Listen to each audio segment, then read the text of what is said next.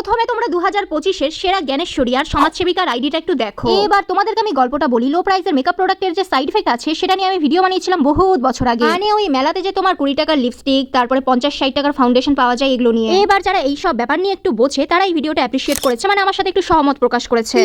কিন্তু according to this শূন্য কলসি বাজে বেশি, যে যেভাবে ইনকাম করছে করুক না, কি দরকার সংসার ভাঙার, খেটেই তো খাচ্ছে, যার ইচ্ছা হয় কেনে, কারো পেটে লাথি মারা উচিত নয়। ওরে আমার কলিযুগের নাম্বার 1 সমাজসেবিকা রে, একদম 20 টাকার মেকআপ প্রোডাক্ট না কিনে লোকের পেটে লাথি মারতে হবে না, সেগুলো কিনে ইউজ করো এবং ক্যান্সার বাঁধিয়ে নিজে সহ নিজের গোটা পরিবারের পেটে লাথি মেরে বসে থাকো। এবার কিন্তু আমিও মনাকে রিপ্লাই দিয়েছি, মদ বিড়ি সিগারেট চলে, আশা করি this things are also harmful for our health. ইস রে, যত ভালো ইংলিশ লিখতে পারি, এত ভালো ইংলিশ যদি বলতে পারতাম, সেটা বড় কথা নয়, বড় কথাটা হচ্ছে তারপরে কি বলেছি, তবে তুমি তো দেখছি সমাজসেবিকা, তাদের সংসারের কথা ভেবে এগুলোও চালিয়ে দাও। আর সংসার ভাঙা কোন কথা, আবার এ তো দেখছি বাংলা সিরিয়ালের শাশুড়ির চরিত্র। দেন এগেইন তার রিপ্লাই আসে, যার জন্য আমার মাথাটা গরম হয়ে যায়। বুঝতে পারছি আপনার হিংসাটা, তাদের সামর্থ্য থাকে না মেবলিন সুগারের প্রোডাক্ট পারচেস করার, তারা কি করবে? গ্রামে যাদের বাবারা মাঠে রোদে পুড়ে চাষাবাদ করে, তাদের কি সামর্থ্য হবে একটা ব্র্যান্ডেড প্রোডাক্ট কেনার? তাদের কি শখ সাধ হয় না যে পুজোতে বা অন্য কোনো অনুষ্ঠানে সাজবে? বড় বড় কথা বলার আগে ভেবে দেখুন। পারিবারিক শিক্ষাটার জাস্ট প্রমাণ পেলাম, ধন্যবাদ। তারপর আবার মাইয়া হাততালিও দিচ্ছে, মানে এরা কিনা গ্রামের মেয়ে বলতে হচ্ছে আদিম যুগের মানুষ কল্পনা করে, বুঝলা? এবার গ্রামের যে বুনুরা ওই মেকআপ প্রোডাক্ট গুলো ইউজ করে, আমি কিন্তু তাদেরকে অবগত করার জন্য ভিডিওটা বানিয়েছিলাম। আর এটা যখন যুক্তি তর্কে পারিনি, তখন টেনে এনেছে পারিবারিক শিক্ষা। এখন শোনা, পরিবার যখন টেনেই এনেছো, তাহলে তো তোমাকে আর এমনি এমনি ছেড়ে দেওয়া যায় না, তাই না? শোনো তাহলে, আমার পরিবার শিখিয়েছে আমাকে যুক্তি সহ কথা বলা, আমাকে শেখায়নি তোমার মতো সব জায়গায় নিজেকে অতি চালাক অতি জ্ঞানী প্রমাণ করতে গিয়ে ঢেঁড়স সাজা। আর রিপ্লাই দিয়ে দিয়েছি, তার উপর আবার এই ভিডিওতেও বলছি, তোমার পারিবারিক অশিক্ষাটা তুমি যদি গুগলে কম দামি মেকআপ প্রোডাক্টের সাইড ইফেক্ট দিয়ে সার্চ করো, তাহলেই তুমি জানতে পারবে।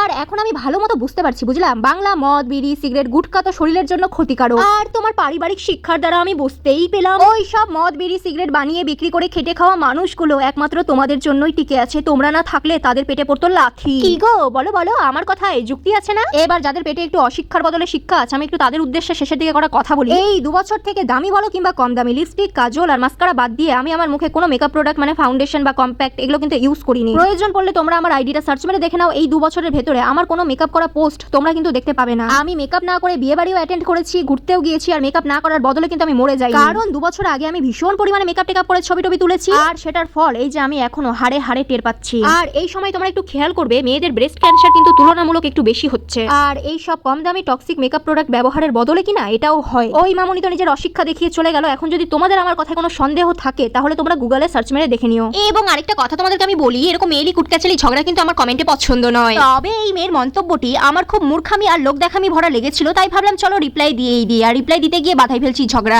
একদিক থেকে ভালোই হলো অবশ্য, আমার এই ভিডিওগুলো ডিলিট করার আগে ভুং ভাং দিয়ে চালিয়ে দিতে পারলাম।